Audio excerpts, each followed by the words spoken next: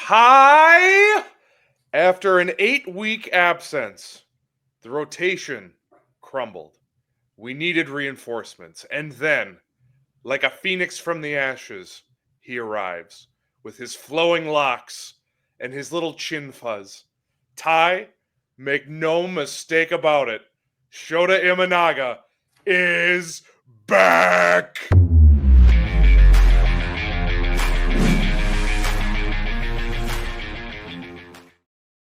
Boy, oh boy, do we got a fun show in store for you. I am Alex, along with Ty. Welcome into the Setup Man podcast. We are going to recap Cubs Cardinals. There are rumors that we need to discuss because the rumor mill is just a twirling. And then, big series yet again coming up in Houston. Kyle Tucker revenge series, Cam Smith revenge series. Hayden Wesneski is not able to pitch because he had Tommy John, but he also probably would like revenge. But before we get into any of that, make sure, if you are watching on YouTube, thank you. Make sure you hit that like button, hit the subscribe button, hit that little bell so you get all the notifications of everything we are up to. And audio-only listeners, again, we don't judge, but you're missing out on a lot of stuff. So make sure, at least on audio, you hit that subscribe button and leave us a 5-star review, Apple, Spotify, or wherever you get your podcasts. All right, Ty, we have a lot to get into, but I want to start here. The man that I called in the cold open, as we say, Shota Imanaga today was brilliant. 5 innings, only gave up 1 hit, 3 strikeouts, 1 walk, 77 pitches. I was expecting some rust or something. He was phenomenal and just what the doctor ordered. It was so refreshing. We saw Matthew Boyd go out there on Wednesday and just give, in my opinion, his best outing of the season based on the circumstances, based on the Cubs really, really needing a win, and maybe Cubs Twitter as well. Shota Imanaga. Oh, we got to get to that. Shota Imanaga is a very special talent.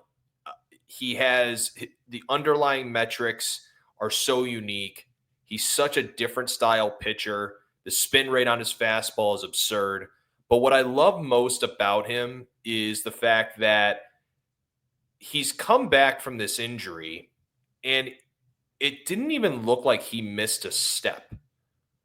Most guys that come off an injury that's exceeding over a month, first outing out, especially if you're not a seasoned tenured vet, normally those guys are going to struggle. Now, Shota's obviously been in the league now for a couple of years, but we didn't know really what to expect from a guy like Shota in this situation.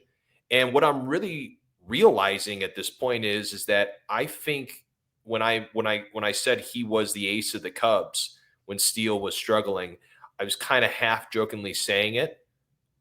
He is the ace of the Chicago Cubs. Yeah. Playoffs start tomorrow, game 1. I don't know that it's a question. If he pitches like we know he can, okay, you got game 1. Matthew Boyd's got game 2, and I'm guessing starter number 3 is not here yet. Might be in Florida, might be in Pittsburgh. We'll get to that in a little bit. But, I mean, I really was blown away today. Granted, his arm was not the problem. It was his legs. But just to get back out there and, again, go through all your mechanics, try to be consistent, I don't really have much to add. You nailed it. And he was unbelievable today. And I'm glad we spent a couple minutes on him because, especially coming up, you desperately needed somebody to help out. And then, again, the flowing hair. He might as well have rode in on a stallion today. He was heroic. It was so good. He had 20 pitches plus in the first inning, and you're going, oh, gosh. Like, this is kind of, one of the things that I tweeted was not only did Matthew Boyd preserve the bullpen, but the offense did, right? Because then Matthew Boyd, they let him go 6, and then you didn't have to use many of your arms. And I thought that was, critical considering the fact of Imanaga's coming back for his first start. You don't know how he's gonna be first time out. 20 pitches in the first inning. You're, oh God, this might be a 3 or 4 inning thing just because, Cardinals are trying to win this series. And he just laid it all out there for us. He was tremendous, and I want to give a huge shout out to the bullpen. Is it official? 0 earned runs in this series? Crazy. It was nuts. And fun fact, per Chris Kamka on X, actually, you know what? It's a good enough stat because it's the Cardinals. Choir. Stat of the day. Per Chris Kamka on X, this is the first time the Cubs have shut out the Cardinals on back-to-back days since June 9th and 10th, 1984. It's been a minute. It's wild. They were so good today. And actually, I can't believe we didn't lead the show with this. I know I wanted to start with Shota because he was so good. Can we talk about our old friend, Wilson Contreras? I just want to spend 30 seconds on it. Wilson, my message to you, I appreciate the apology. But get lost. I would like to respond and say, get lost-er.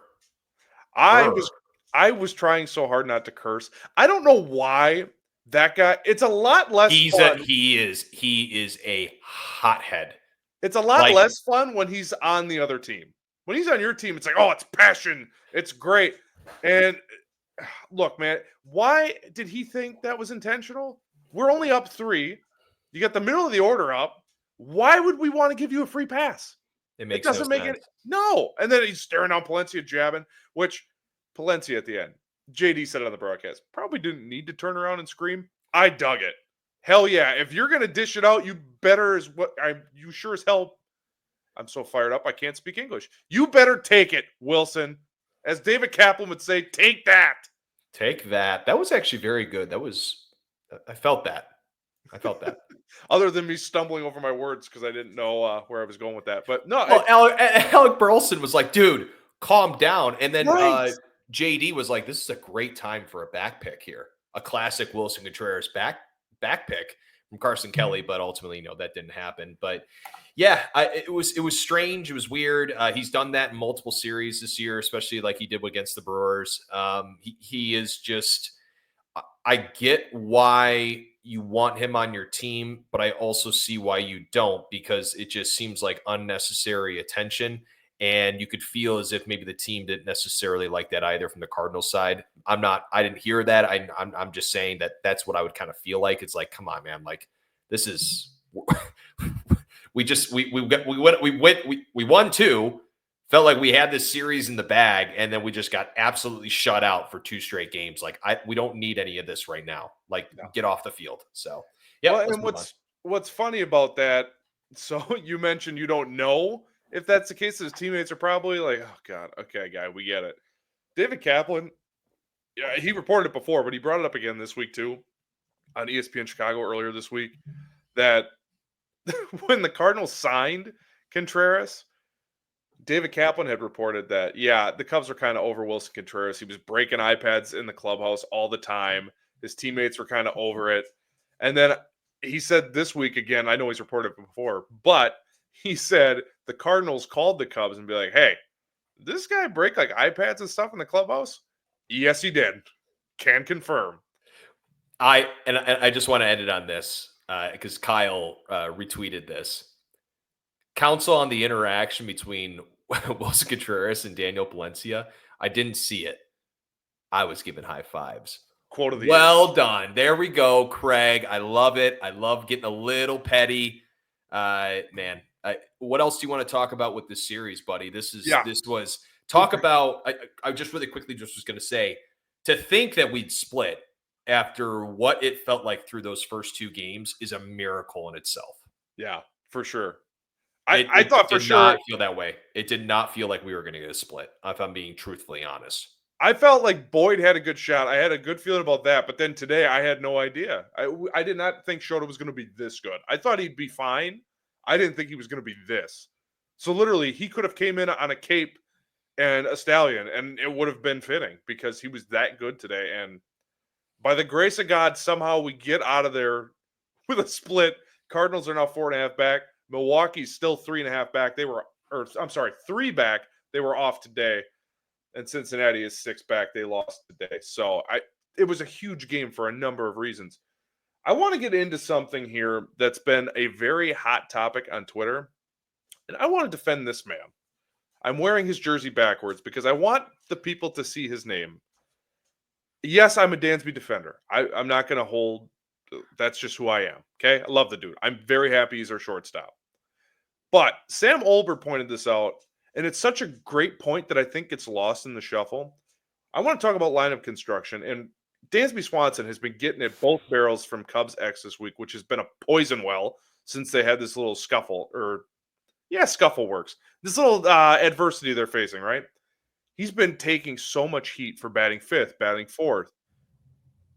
I want to make sure we understand that Dansby Swanson is who Dansby Swanson is, right? He's a streaky hitter. He had an awesome May. He had like a 6-week stretch where he was unbelievable. Now he's cold. He's streaky. This is who he is. The issue is not with Dansby, it's with Craig Counsell and how he's putting this lineup together. We know what Swanson is. He's a great defender. He's a streaky bat. And with runners in scoring position, we talked about it on our live show on Tuesday. Hasn't been great. But Dansby can only do what he's being asked to do. He's asked to be in the fifth spot. Ty, you got it with Cubs beat reporter Shahada. I always get his name wrong. Shahada Sharma from The Athletic, just about what Counsell's thinking. And I think Swanson's being put in the wrong position. But there's a lot of hate going towards Dansby Swanson and Dansby Hayward. And Dansby Swanson has never struggled like Jason Hayward. Jason Hayward never had a month like Dansby Swanson had in the month of May. So let's just make sure we're pointing the finger at the correct person. But Ty, you had a lot of stats to back up that, okay, Swanson should not be batting fifth, and it should be someone else who we're going to also praise here in just a second. Absolutely, yeah. And first off, with Sharma's comment that he made to me, which was that it's just it doesn't make any sense right now to have Dansby Swanson in that spot if we're talking about numbers from this season. And the thing that came from the article is that Counsell feels as if, well, the slug's always been there. He has, I believe, 14 home runs right now, or whatever those numbers are, and that he's had success against lefties in the past. Okay, that's all fine. The thing that bothered me is that the comment of, oh, the sample size isn't big enough yet. It's only, I think, 90 plate appearances or something. Like I have it down as 79 ABs for Swanson and 75 for Nico. So my question to Sharma back just now was, well, when is that sample size large enough? 90, 100, 110, 120? If we're to look at numbers right now, and I know this is beating a dead horse with this topic because for some ungodly reason, Dansby Swanson will probably bat fifth tomorrow too, which is beyond me. But this year, okay, so in the article, Swanson, Sharma mentioned that Swanson is a 13 WRC plus with runners in scoring position this season, comparatively to Nico at 159 WRC plus. 4 at-bats off, okay? If we're talking about numbers that are probably a little bit more easier to read, right? Swanson this year, 139, 191, 215 slash line with a 406 OPS. Nico Hoerner, 400, 427, 493, a 920 OPS. Nico is beating Swanson by 261 points in the average territory, on base by 236, slug by 278, and 514 in OPS. Okay, well, he's better against lefties.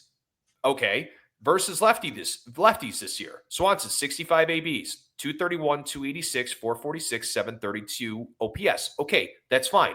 Nico Hoerner, 65 ABs, 369, 382, 554, a 936 OPS. So my argument about all of this is that, okay, are they looking at something internally that's saying in the month of July and in August, Dansby Swanson will get hot? If there is some ridiculous way to see that and project that, great. I just don't understand how you look at 75 or 79 at-bats and don't go, that's just too small of a sample size. Like, Yeah. it's runners in scoring position. It's not a popular thing that happens every single time a player is up during the season.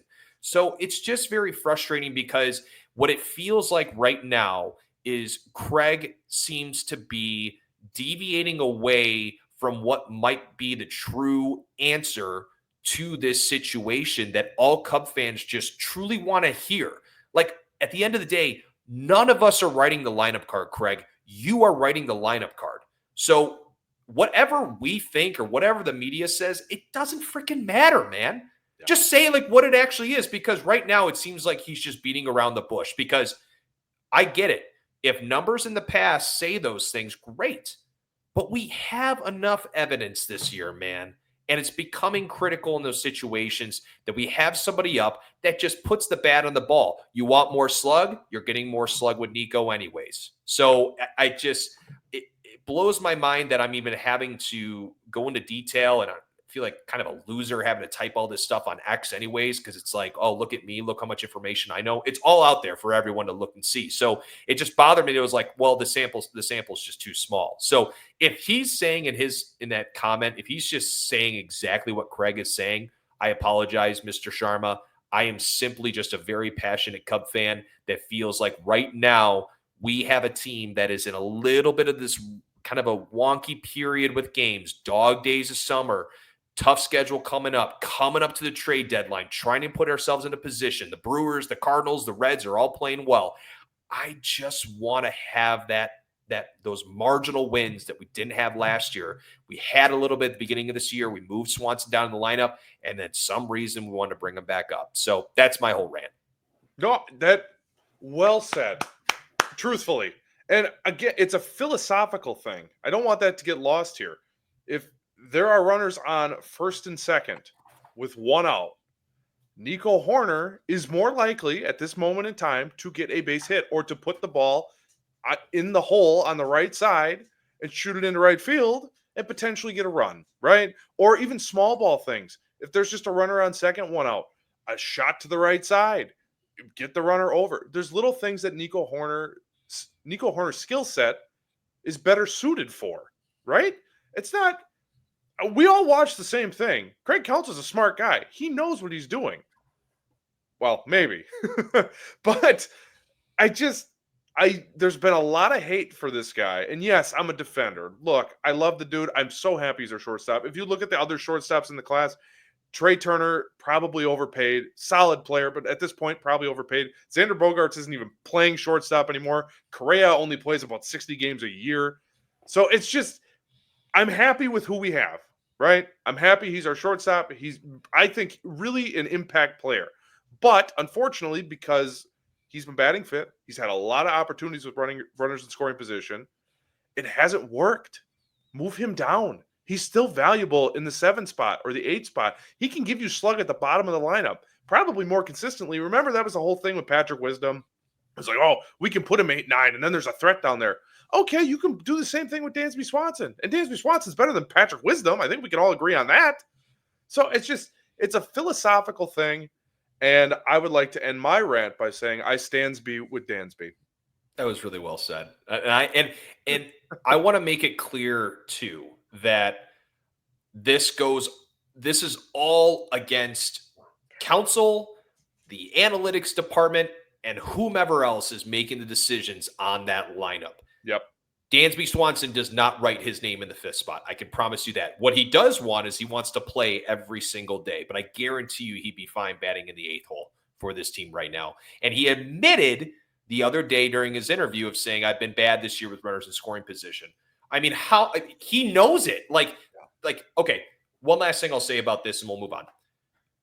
As a player, because I personally as a player, my buddies when I played at Dubuque would always joke about this. Like I overthought everything. I overthink everything under the sun. I overthink how I make my coffee to how I go to bed. It's ridiculous. Okay.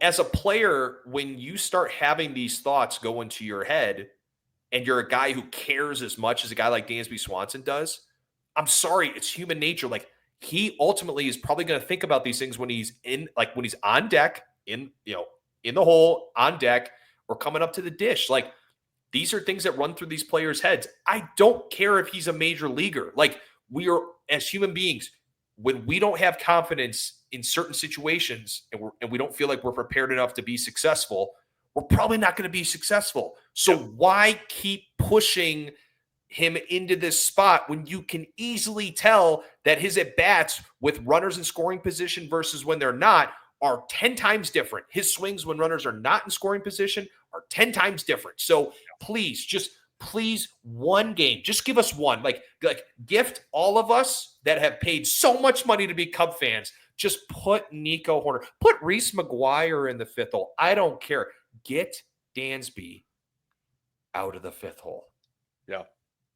I rest my case. No more questions, Your Honor. But I want to spend some time. I want to take 5 minutes for a special segment that I've named the Nico Corner Horner, or Horner Corner. I said that backwards. Let's try that again. The Nico Horner Corner. I just want to give some love to Nico Hoerner because honestly, the first phase of All-Star voting is done. He didn't make it. And it's a real shame because honestly, I did some digging through his numbers. So just in this series alone, went 7 for 14, which for you math nerds out there, he hit 500 during this series. On the season now, he's hitting 294. His on base is 334. So not walking a ton, but still hitting the crap out of the ball. His average exit velocity is the highest in his career at 87.4 miles an hour. And he's up to a 3 WAR already. For comparison, Kyle Tucker, our second best player, or first, depending on PCA to Kyle Tucker, blah, blah, blah. Kyle Tucker's at a 3.6 WAR. Nico Hoerner has been unreal. And look, I listen to all of the competition. I listen to all the other podcasts. I listen to ESPN Chicago. Nobody is talking about how good this dude is. All anyone's saying his name about is, well, he needs to be at fifth. But no one's saying why. He has been awesome. And if he doesn't win the Gold Glove this year, it's a trap. I'm choked up about it. Oh, sorry. Do you need a minute? Sorry. Okay. No, if he doesn't win a Gold Glove, it is a travesty. He has been so good all season, and we are not talking about this guy enough. Just on his own, not he should be batting here, or he could play short if Dansby got Phantom Eye. Whatever your argument is. No one's talking about how good he has been at second base for the Chicago Cubs this year and how valuable he is. And I want to give 5 minutes to give this guy some love. 5 minutes. Well, I took up 2.5. Hey, I'll say this. In a day and age where it's a lot of analytics, it's a lot of things with swings and on the offensive side of when you're at the plate that a lot of people just don't agree upon. The one thing that everybody can agree upon from the defensive side is just don't make errors and make the plays you should. And he makes plays that this year I've really enjoyed watching, particularly plays to his glove side that he has to throw across his body. It's effortless. Like, that is not an easy play whatsoever, throwing off your left foot to throw with your right arm. It's just not easy. Like, that's not a comfortable thing to do as you're going that direction. So he's been an absolute pleasure to watch. To think that we have up the middle right now, PCA, Dansby, and Nico for hopefully a couple more years. I forget Nico's contract all of a sudden off the top of my head. Why am I blanking? Please help me out. I'll look Alex. it up.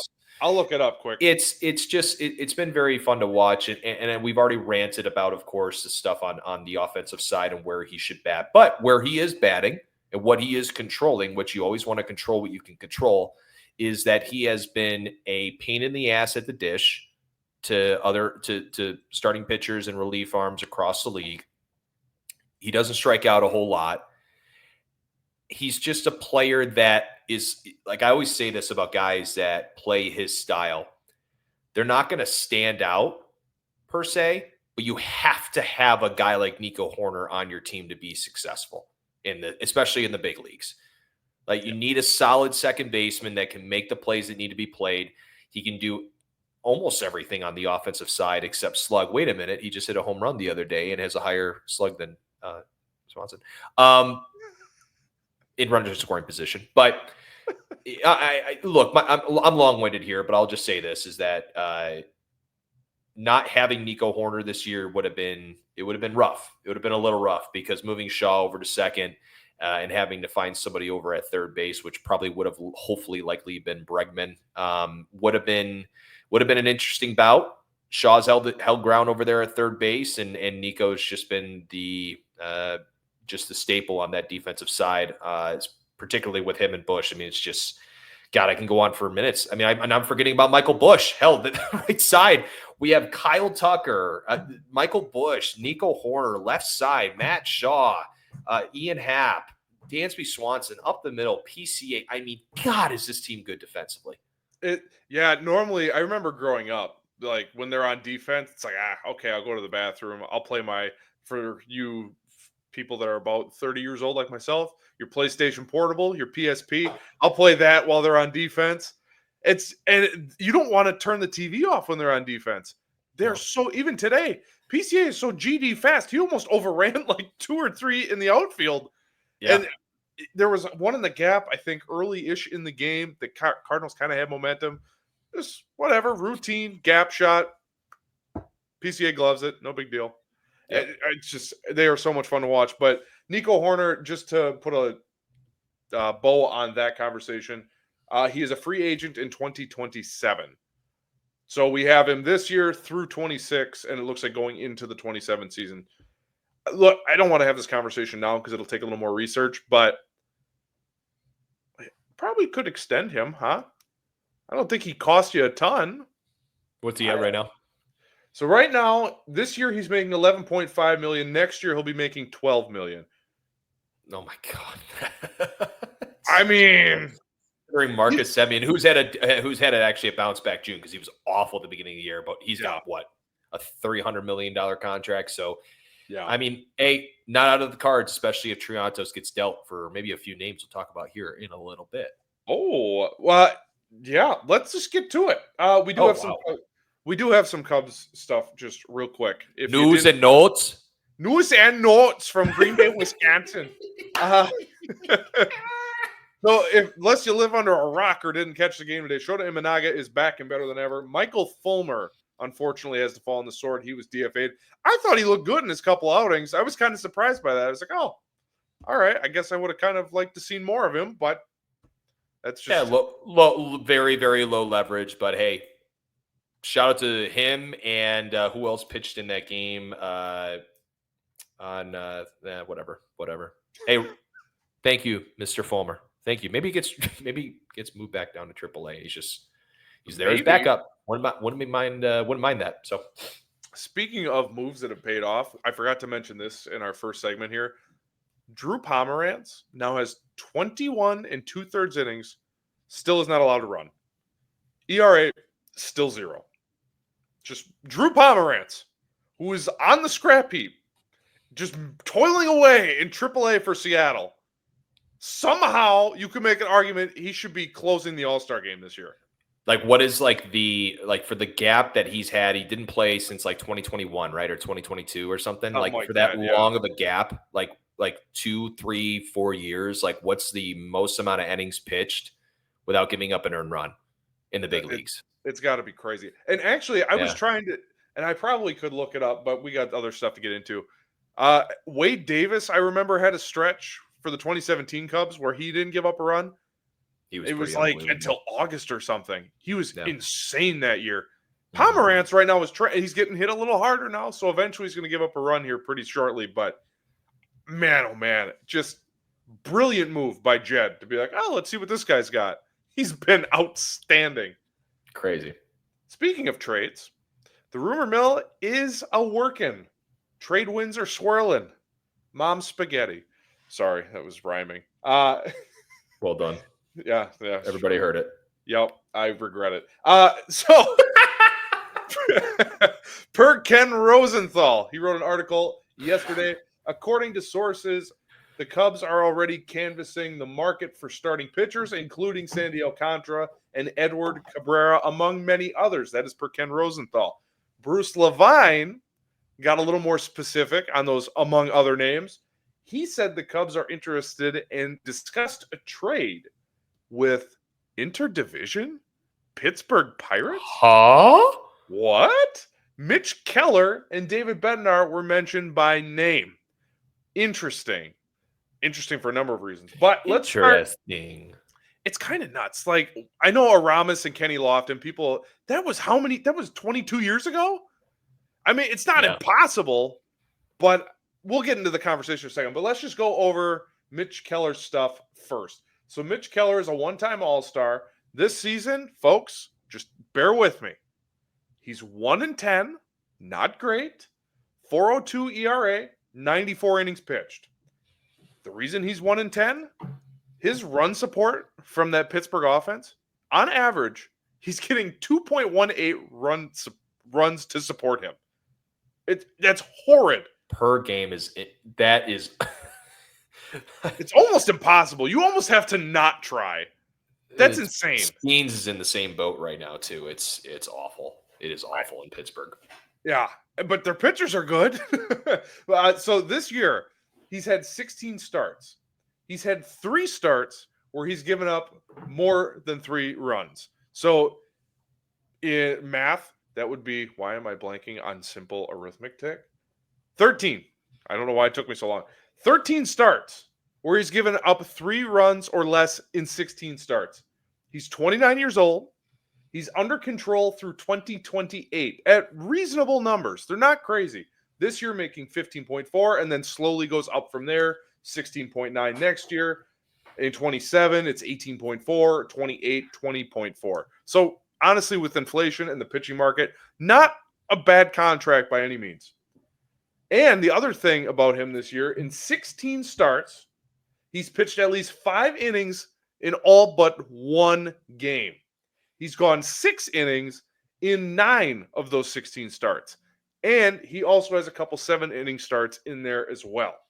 He's really been solid. The numbers are really deceiving here because you see 1-10 record, you're thinking, oh my God, that's horrible. You see 4.02 ERA.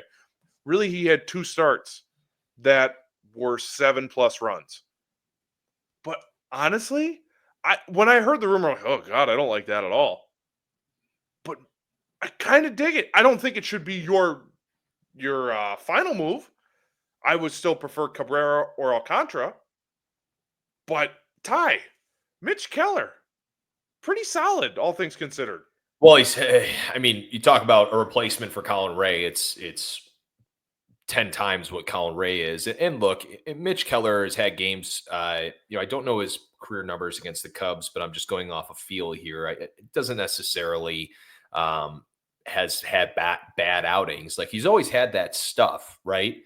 And look, I think the other thing to look at too is just like, Paul Skeens is pitching at a elite level on such a bad team, but sometimes guys can get a little complacent, and he's not really surrounded by anybody else besides Skeens right now that's, absolutely throwing the cover off the ball and dominating every time out. So, a change of place, a change of scenery can do wonders for guys. Now, the interesting part though of this, and this will come into conversations as time goes on here, but payroll wise. So let me ask you this. You go after a guy like Mitch Keller. Do they go after a guy like Sandy? Because this is what's this. So this is 15.4. The Cubs are at 2.7. Oh no, sorry. They're at, let's see here. Do we have payroll numbers? Do we have payroll numbers? So I will say, just while you're looking that up, I do think that Jed will have an open checkbook. I don't think they're going to go nuts and add like. Okay, so let's do that then. Let's just say we'll say that they're going to go over the first luxury tax based on them getting him and hopefully another stud arm. Okay, it's an upgrade over Colin Ray, and that right now is in your rotation. Is that you have to find somebody to replace Colin Ray because you can't afford for him to go back out there. I mean, is he a 5? Yeah, but you're gonna need somebody in the playoffs. You Yeah. can't rely on Cade Horton to be your number 4 in the playoffs. So I love it. I thought it was a great idea, and I also love the other guy that they were looking at too. Unless you had some other things that you want to talk about with Keller. No, my last thoughts on Keller were you hit it right on the head.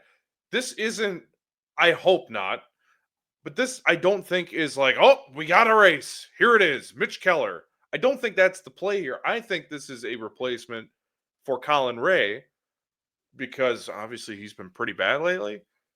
And it's like, oh, okay, you upgrade here. Pretty clear and obvious upgrade.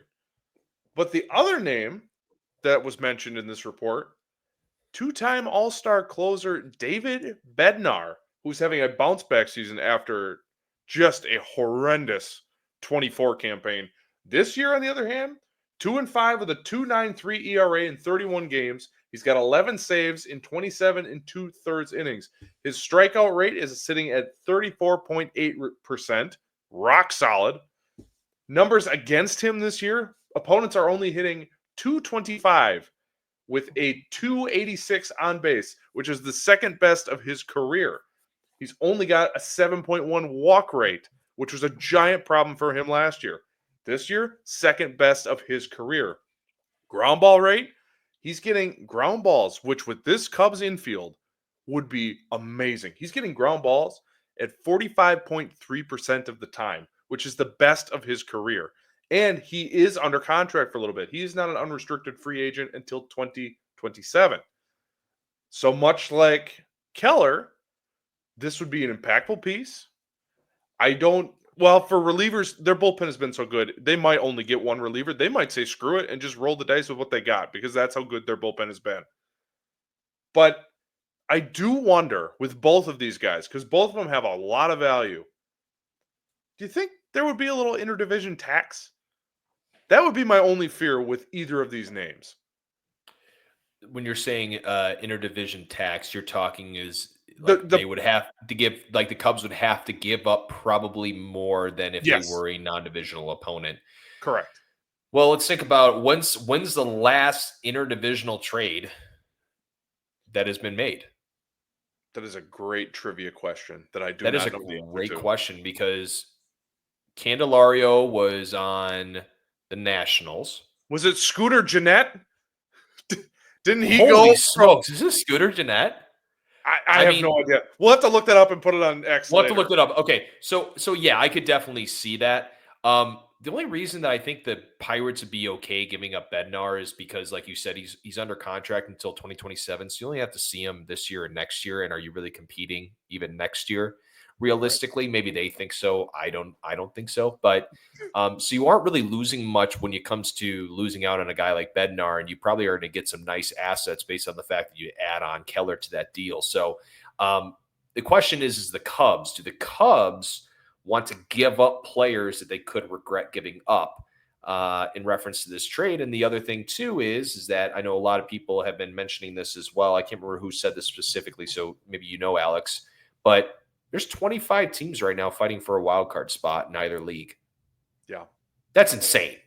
That's what the third wild card spot has done for baseball, is that it's definitely, I would say, created higher demand and likely having to give up a lot more than what you're used to giving up, especially when it comes to a starting pitcher like Keller, who, folks, just last time out against the Cubs, 6 innings pitched, 3 hits, 2 earned, 2 walks, 3 Ks. I mean, look, and against Texas, he almost went 6 innings too. I mean, talking about a guy who gives you quality starts comparatively what we have in Colin Ray. So, the Pirates have pretty much all the leverage right now to do whatever they want to do based on they still got a lot of time for other teams who are likely going to be needing bullpen help as well. I saw the Phillies the other day reported that they are looking for bullpen help. So there's going to be a lot of good teams looking for some solid arms like Keller and Bednar. So it's interesting. It's like, how much do you have to give up right now based on the fact of you still have a month left before the end of the deadline? That's also the part that kind of scares me. So that's why I think it's better just to go after a top level arm, because you're getting a top level arm and you're going to probably overpay slightly. but at least you're beating out on the teams that are going to be going after them at the deadline. With a guy like Keller, is he a top-level arm? No, but he'd be a really nice 4. Yeah. And a lot of teams could use a nice 4, so will be interesting. Yeah, and I do want to emphasize that these are rumors because the Cubs have probably kicked tires on guys like, who knows? Maybe they kicked the tires on Mike Trout. Like, there's probably so many, quote-unquote, kicking the tires on guys that we never hear of. I actually was just listening to the Dan Le Batard show not that long ago, and David Sampson, who used to be the president of the Marlins, was talking about Jose Fernandez. He was supposed to be a Diamondback. They had a trade, like, in place to send Jose Fernandez to the Diamondbacks. Like, there's so much that we don't hear of like that. So, look, I don't even know if the Pirates would want to trade with the Cubs. Yes, the farm system's good, but who's to say Mitch Keller's under contract for several more years? Do you think the Pirates really want to deal with having to see Mitch Keller for the next few years? Maybe not. There is that possibility too, but it's interesting that those two names specifically came up. Normally, we don't hear about that unless there's some sort of smoke. Normally, that stuff doesn't leak. But maybe that was interesting how it leaked. It was just like Bruce Levine, like earlier in the week, actually Tuesday, we had played that clip. And then later in that clip that I didn't have on the show, he had said, I'm working to find out who those names are. And then 2 days later, it was Bednar and Keller, which the whole thing is just odd. Now, Bruce Levine, I love his information. He's really plugged in. He also said that the Cubs are getting Tyler Glass now in a trade for Chris Morel. I mean, this stuff happens in the insider game. So I just want to emphasize that these are rumors. Who knows? So I guess the question for the audience, the main question that we'll post in the comment section, would you do a deal with the Pirates? Because you're going to have to deal. Let's say they want, if you get both of these guys, it's probably Casey. It's probably Ballesteros. It's maybe Jonathan Long would be of interest to them because they don't really have a first baseman. So you're going to have to give, and there might be an extra tax because they're going to have to see these guys. And also, do the Cubs want to part with Casey and Ballesteros and Jonathan Long and then have to deal with them for the next, because they'll be on rookie contracts, so that's what, 6-7 years that we would have to deal with that? Like when Alexander Canario goes over there, nobody cares. I forgot he was a Pirate until all of a sudden, oh yeah, hey, that guy. Well, and it's also interesting too, right? Because you think about it, the Cubs, for example, against the Cardinals this year are playing a total of 13 games. So that's not necessarily a segment of your schedule that you're going to want to sort of regret sending some of those names over. Now, the beauty of it is that you do get control of these guys for at least 2 seasons. And so that's why I think it was so intriguing was, okay, you get these guys, you get them under team control. Maybe they struggle a little bit, but at least they know, hey, I'm here for the next 2 to 3 years. I'm going to be all right. But 13 games, you're going to have to see guys. Like, I always forget that, like, you do play your divisional opponents quite a bit.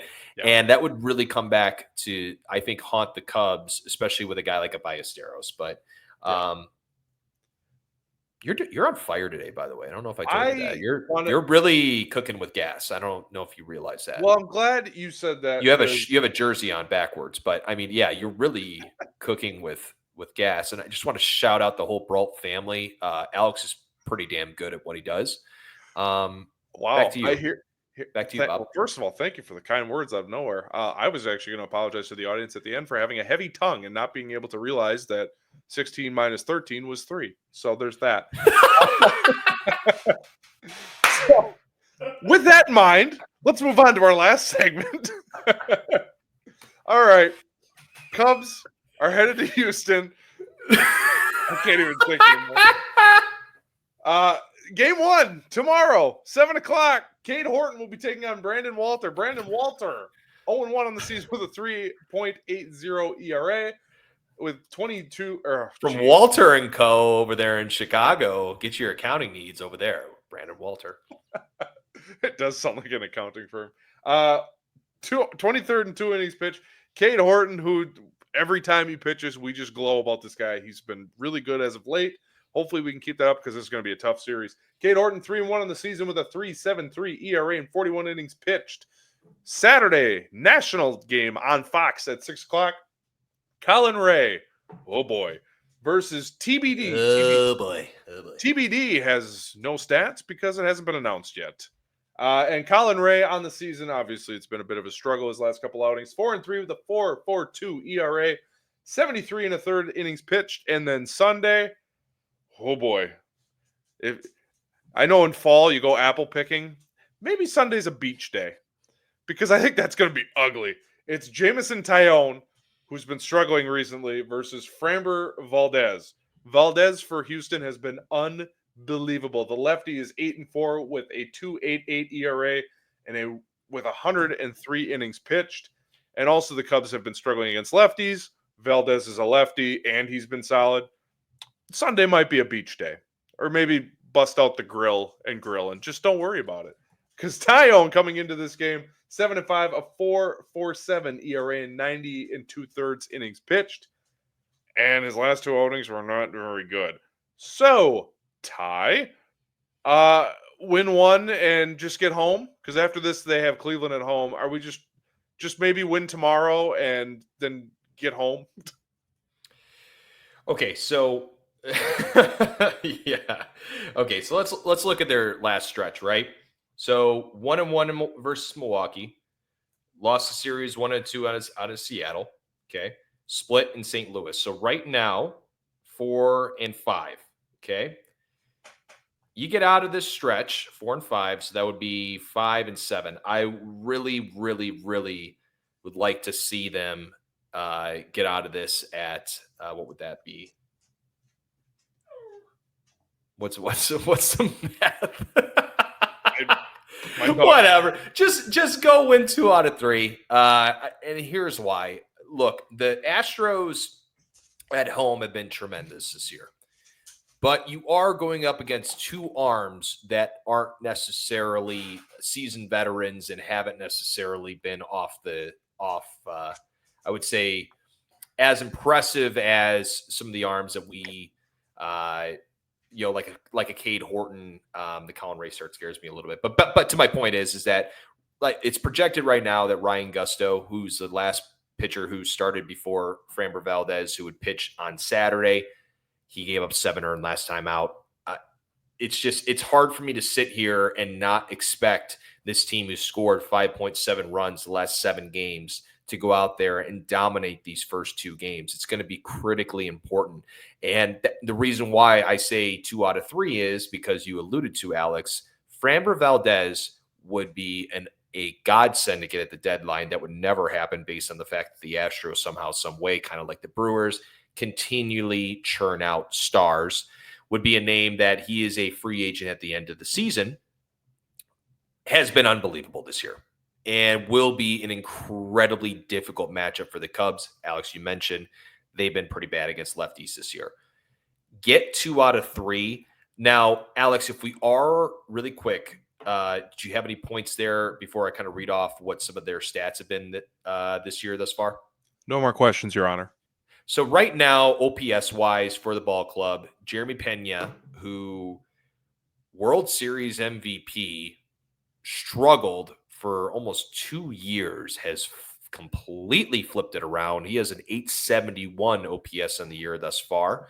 A former friend and a former guy who basically only could count on the basket in left field, Isaac Paredes with 820. That was totally expected based on the fact that he has the Crawford boxes in left field. That is why he was such a big name that the Astros wanted for so long. And then you run down the rest of the list. Jake Myers at 762. Alex, I'm going to have you guess what the next guy is at 745. I hate saying this. Is it Cam Smith? You are correct, sir. And Jose Altuve at 738. Yeah, and then they drop below 700 on the rest of their team. So, yes, you mentioned Cam Smith will be, of course, a major, major storyline this upcoming weekend. Yep. And if you've been living under a rock, you know that the Cubs traded Isaac Paredes, Cam Smith, and a right-hander by the name of Hayden Wisniewski for a man by the name of King Ataka or Kyle Tucker this past offseason, which, of course, Cam Smith had a Barry Bonds-like spring training, which caused a bunch of obscene things on Twitter. Turns out Cam Smith is a pretty dang good ball player and probably is a little bit better than Matt Shaw offensively right now. So that's fine.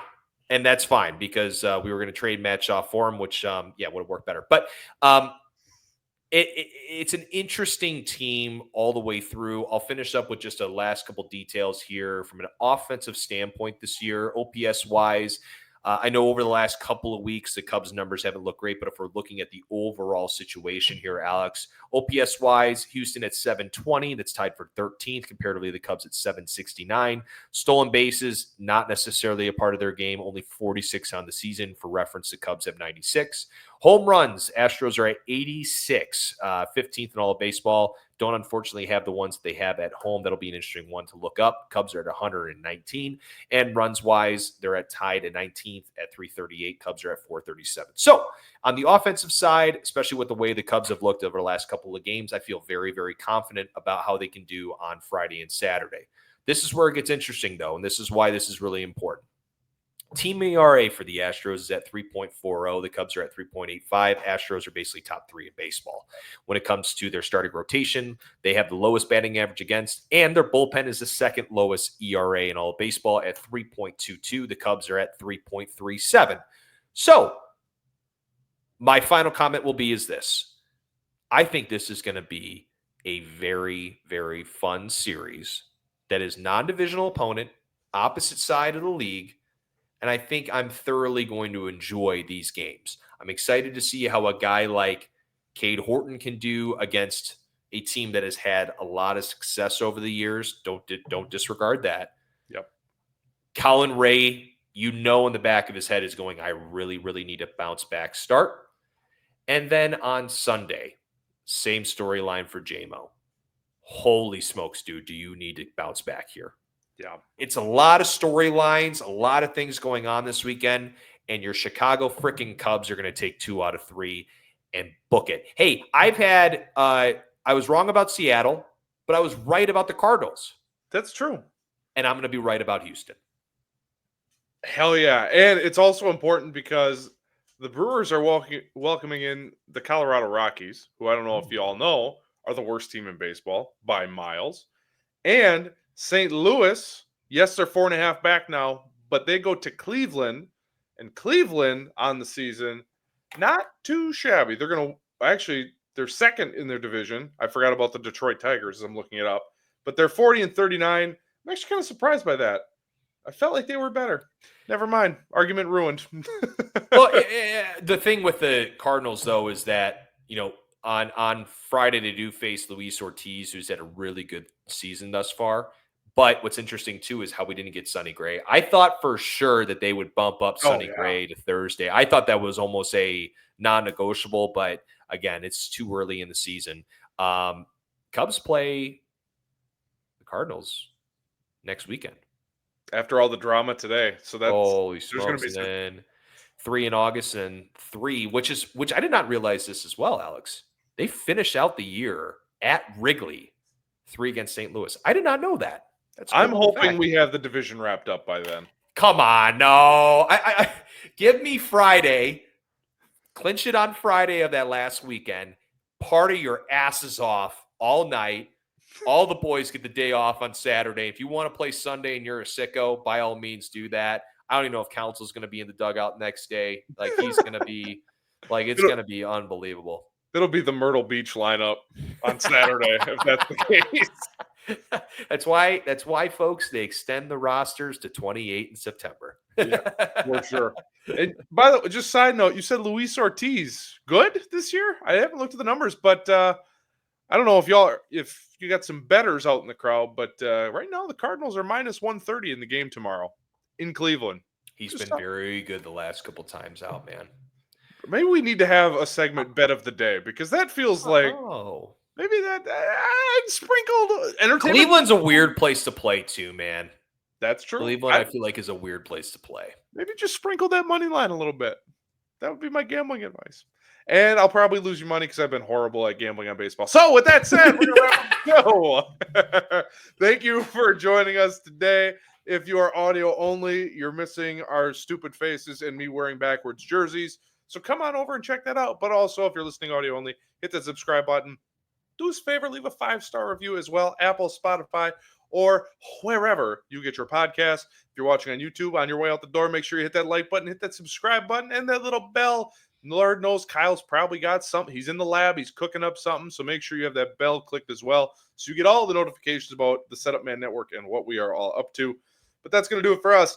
For Ty, I'm Alex. We are out. We're going to go ice up and, of course, fly the W and also Stansby with Dansby.